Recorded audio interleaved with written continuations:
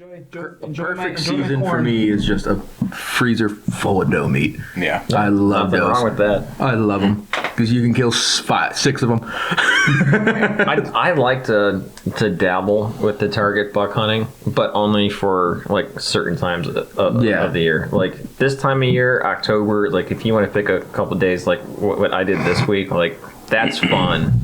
But if you're gonna like go into the rut or after the rut, which is probably even harder. Like that's what you did last year for your guy. Like that'll drive you nuts because you start getting so obsessed with it. After post rut, and then post gun season. Because after gun season, them deer seem like they just flip the switch. They know we're there now. And they're like, hey, this wasn't fun. Yeah. We're gonna go hide. You have a long lull until pretty much muzzleloader season before they feel like, okay, I'm comfortable coming back out when it's still a little light out. Yeah. I get it until gun season. Come gun season, my standards drop a lot. That 85-inch buck's looking mighty fine right now. Not that low, but Meat buck. Meat buck. Yeah. I try to be like, I'll try to shoot like, 140 hopefully or better, and come gun season, I might shoot a 125. See, I'll pass the small bucks just because I don't care to shoot the small ones. 7. But if I don't care if it's a year and a half old doe, waxing her. Yeah. I don't care.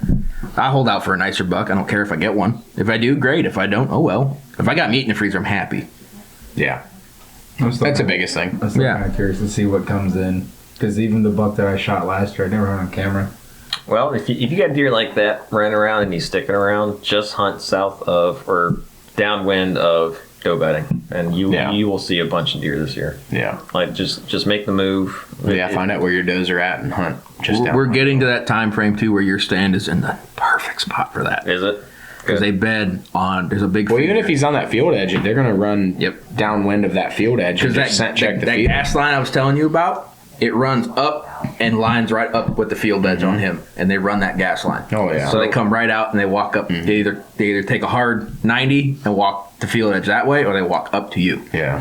And they bed about 200 yards up the gas line. It's just a big patch of hardwoods, and it turns into CRP within the hardwoods, and they just love it up there. It sounds like a good area. Because that's where I was telling you, like, all the deer always come out of that, but that night they came from over here. Right. That's where that bedding is. They come right off that hillside and come right down on into my spot. But a lot of times they'll walk that gas line right out to that field. Are you in a tripod or set stand? But it's strapped to the tree, right? Yeah. If we have an extra saddle, like spare everything. If you need something to make an adjustment on the deer, let me know. The only thing we don't have is extra sticks. All of our sticks are always pretty much used.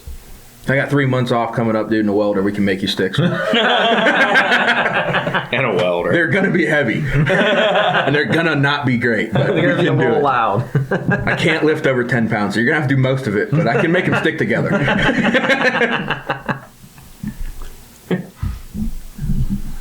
I have another stand actually at my house too that I was telling the landowner, like his dad is like, if I need to, because I already got permission from the landowner. He's like, yeah, if you want to put up a blind, you can. You want to put up another stand, you can. You want to put up more cameras, you can. He's like, do whatever you want to do. He's like, okay. I was like, well, I want to do like more scouting before I start making actual moves. Yeah, changes, yeah. Because, like I said, the night that I scouted and put out a camera, everything changed.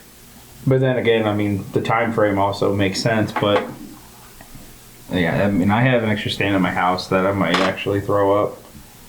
The one thing I have learned at our place is if that swamp is dry, you'll see more deer, but they're harder to hunt. Yeah, they're spread out. If that swamp's full, you'll see less deer, but man, you can. Yeah, you can funnel. Well, yeah, I was gonna say they're finding. Now that pinch point I was telling you about, it's 100 and 150 yards wide. Bottlenecks down to about 25. Yeah.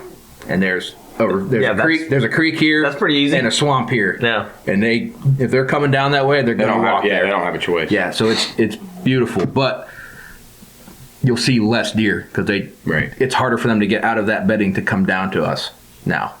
Yeah, that's fair. That's why, like, where those deer came out the other day, I always said they never come to my left side. The first deer I shot last year was on my left side, and she literally ran into the swamp that he's talking about. Yeah, like that. I heard that story. Yeah. Yeah.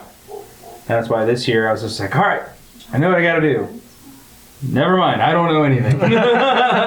Deer are funny, man. Like, you think you have them figured out, and then they throw you one.